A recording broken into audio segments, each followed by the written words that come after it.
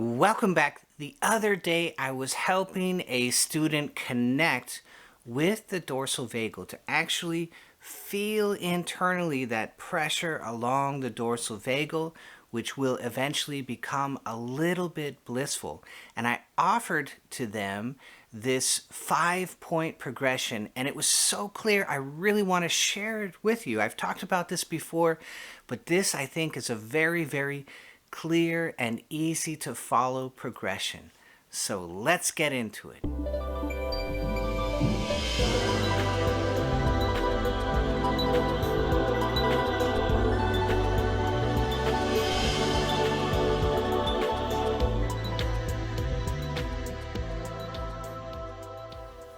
So first of all, we want to use the HRV resonant breathing. And there's an app for that, right? So the resonant breathing app. Find that app and go along with the instructions for that app. So you want to use this very long breath. Everybody talks about deep breaths, but no, we want long breaths. That's the more clear description. We want a long breath in and an even longer breath out. That's what creates the HRV resonance, that long breathing.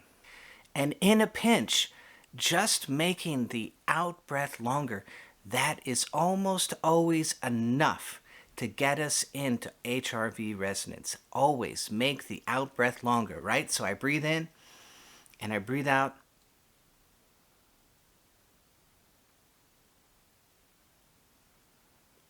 And I breathe in and I breathe out.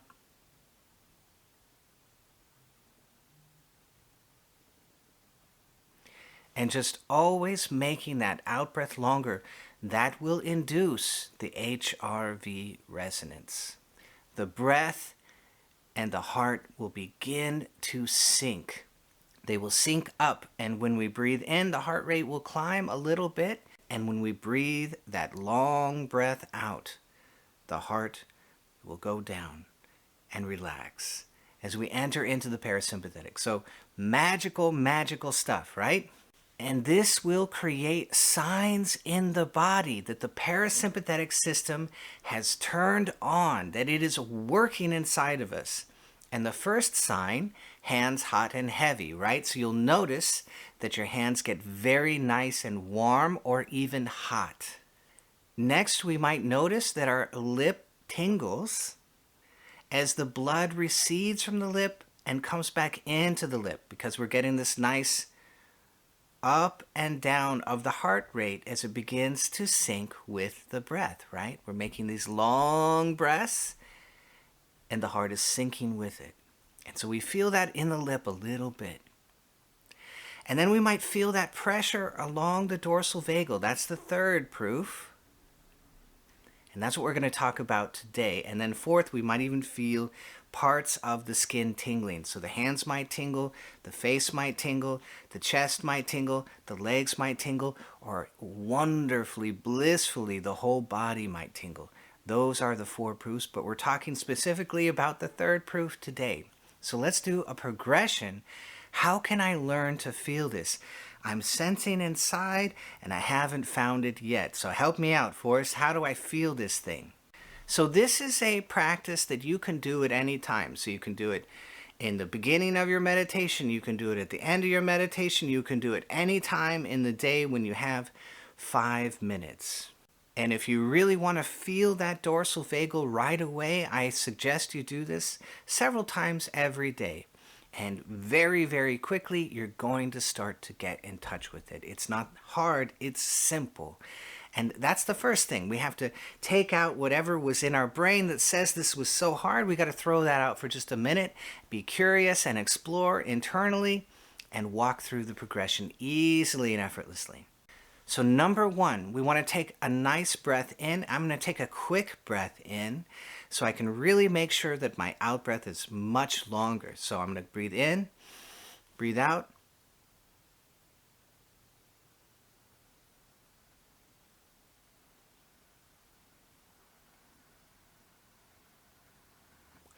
And I want to make that out breath super long.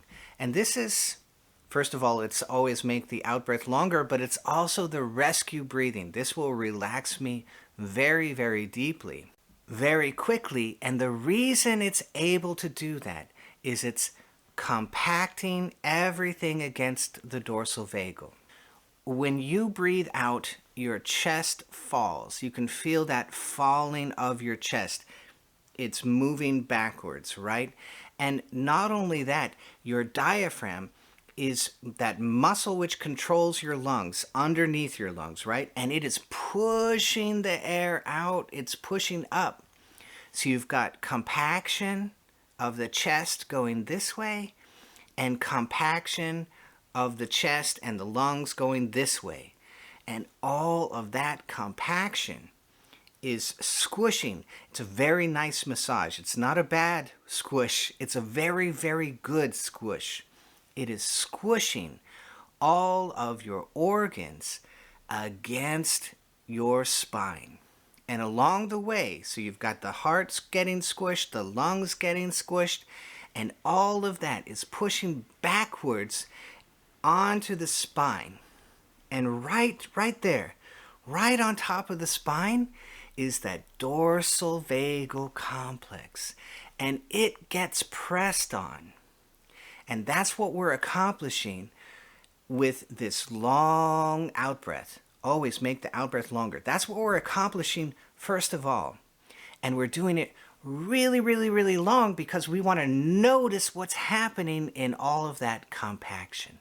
So that's why we're going to do it extra, extra long. So short breath in, long breath out. Let's try it again. And that's number one, just doing that long, long out breath, right? And then number two is I want to feel that compaction. I'm going to try and notice, because we don't notice these things. We just do them over and over every day, every day, every day. And we don't notice that that out breath is actually squishing everything. So number two, notice the compaction, notice the squish. Okay, notice the squish in yourself. It's a wonderful, wonderful, blissful massage, right? Remember? It's very, very nice. So I'm going to breathe in, breathe out. Notice the squish.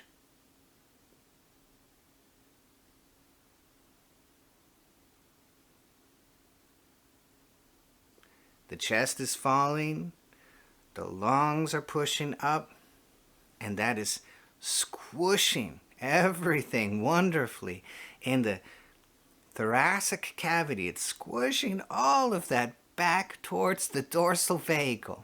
All right? That's number two.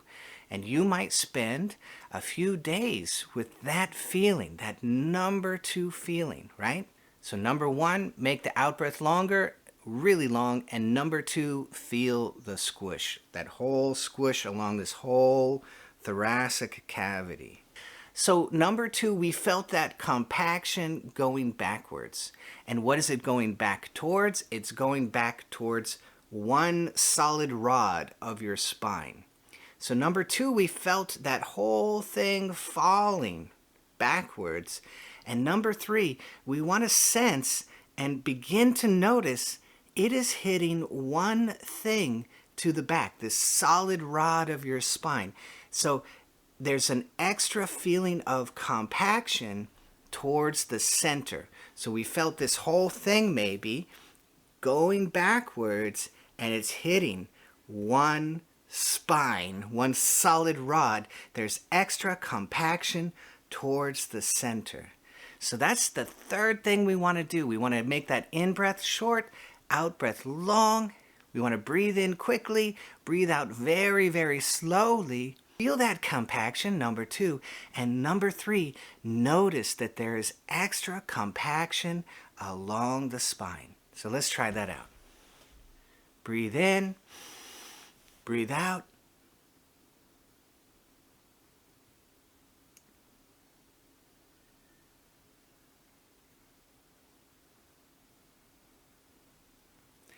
Notice that pressure coming backwards.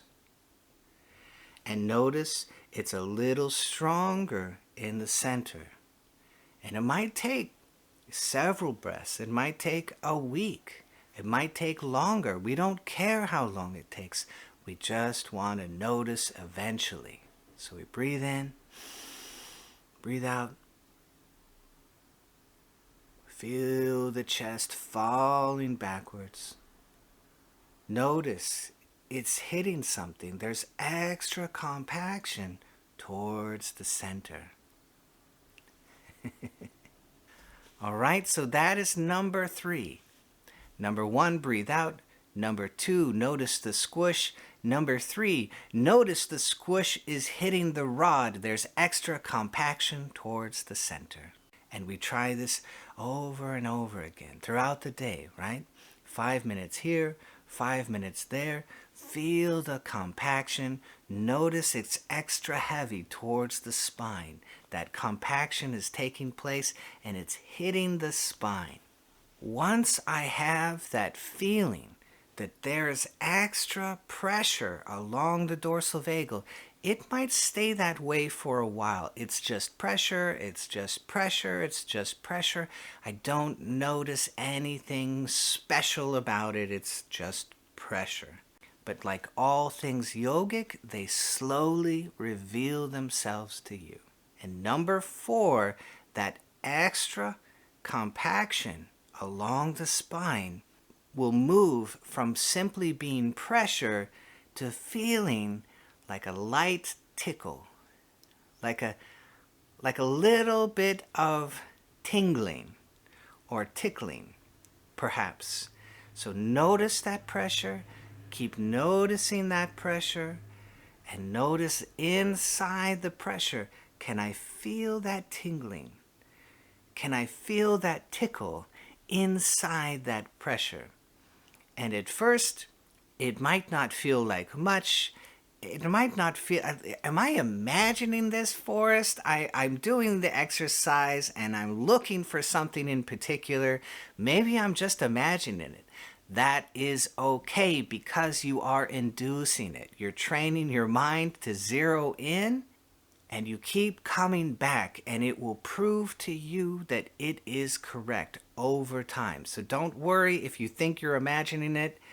The pressure will prove to you that it is real over time. It might take a month, 2 months, 3 months. Again, we don't care about time. We care about the skill. We're developing the skill.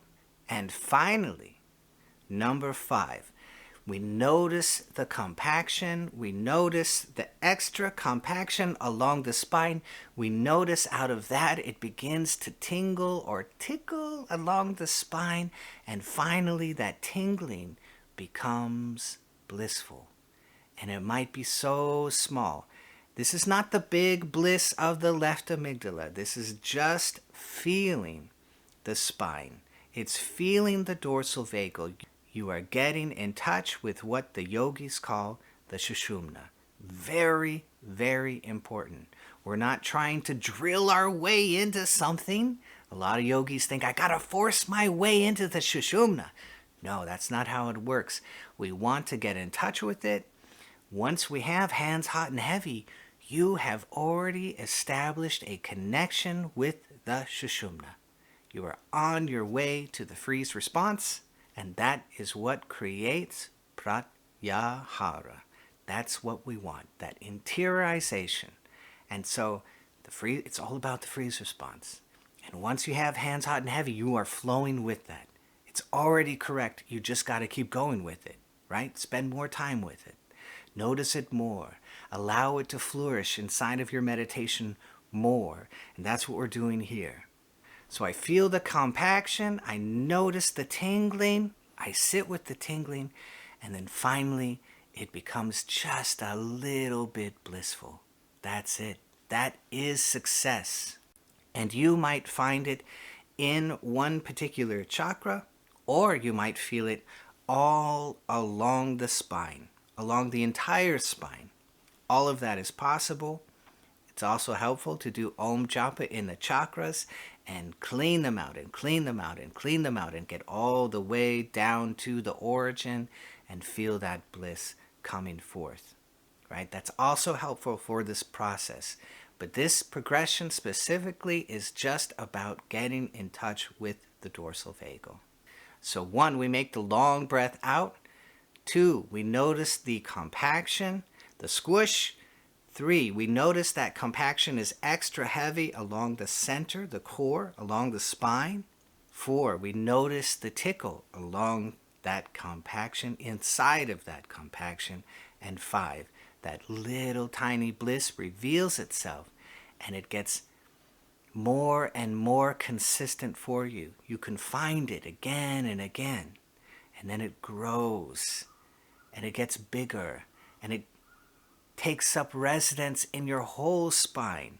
And now your whole spine is blissful, and you can come and feel that bliss at any time. And it becomes extremely magical. So I hope this was extra clear, and it makes it extra easy to get in touch with that dorsal vagal complex. It's the hidden treasure inside of you. I said in my book, look, meditation, all meditation is really only 3 things. It's the dorsal vagal complex, it's the left amygdala of bliss, and the right hippocampus of expansion. That is Kriya Yoga. That is all meditation in a nutshell, like a really super condensed version. That's it. That's all we're doing. And so if you follow this progression, you're going to get profoundly in touch with that number 1, the dorsal vagal complex. And that in itself is gargantuan, because now you're going to enter into the low idle state very, very easily. And that bliss that you feel along the dorsal vagal, it makes it very, very easy to start finding the bliss of the left amygdala. So one bliss leads into another, and it's absolutely glorious. So I hope you loved this. If you did, be sure to hit that bell down below so I can see all of you next time.